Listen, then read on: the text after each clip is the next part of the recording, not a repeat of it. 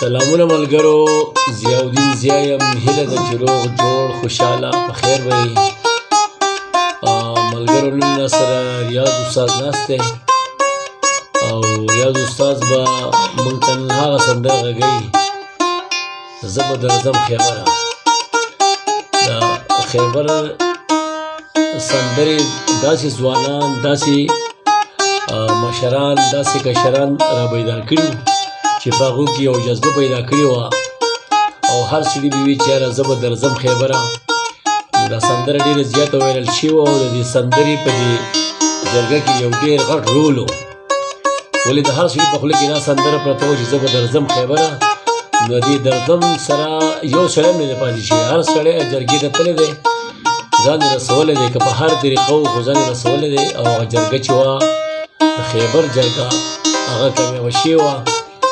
نو غواړو دا چې یاره ریاض استاد راسره ناست دی، دی زما سره په سندره کې هم دا ستار ده غږولی دی.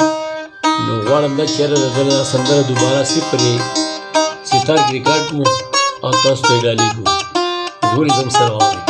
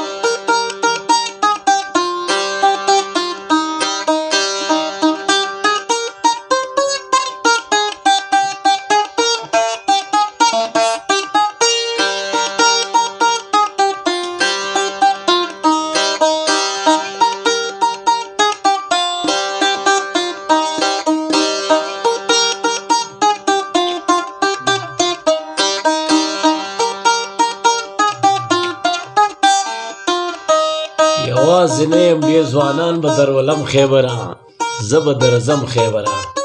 ملګرو ډېره ښه سندره ده، ډېره خوږه سندره وه. خلکو ته ډېر زیات خوندونه مو اخیستي دي، خلکو ډېره زیاته خوښه کړې مو وه. یو جذبه پکې وه، په هر سړي کې دا جذبه راوستې وه. هر سړی چې و نو دغه جرګې ته تللی و، قامي عدالت و، او په کار دا و چې یاره ټول ځوانان تللی هم وی. ولې دا تاریخي ورځ وه، تاریخي په دې پسې ډېرو خلکو ارمان کړی دی. څوک چې نه تلي هغو ارمان کړی دی چې یاره موږ په دې جرګه کې شرکت کړی وی، موږ په دې جرګه کې ناست وی. ولې بیا د خیبر خلک چې کوم وو نو هغو دې خلکو ته لاس په نامه ولاړ وو، د دې خلکو ډېر زیات قدر کړی، ډېرې غټه مېلمستیا ولې کړې ده. که هغه ماشومان وو، که هغه ځوانان وو، که هغه بوډاګان وو، که هر سړی و د خیبر خو د دې خلکو ته نیغ ولاړ وو. دې خلکو له دا نمونه مینه ورکړې چې په تاریخ کې داسې کار نه دی شوی. نو موږ کوشش کوو ملګرو، تاسو خو د ریاض استاد نه دغه سندره واورېده، خو موږ دوباره بل کوشش شروع کړی دی، انشاءالله تعالی ډېر ژر به وشي چې د خیبر خلکو چې کوم د دې خلکو قدر عزت کړی دی او دې خلکو له کومه مینه ورکړې ده او د جرګې د کامیابۍ دپاره موږ بل یو سندره تیاروو، لګیا یو. نو انشاءالله هغه به هم ډېر ژر موږ ووایو، نشر کوو به یې تاسو ته، ستاسو مخې ته به یې ږدو کښېږدي. او د ریاض استاد نه خو تاسو سندره واورېده، تاسو به تم خوندونه اخیستې، ما خو ترې په خپل ځاني ډېر زیات خوند واخیستو، ډېره مزې یې راکړه. او زه الله دې وکړي ستاسو خوښه شي. ډېره ډېره مننه، خوشحاله اوسئ.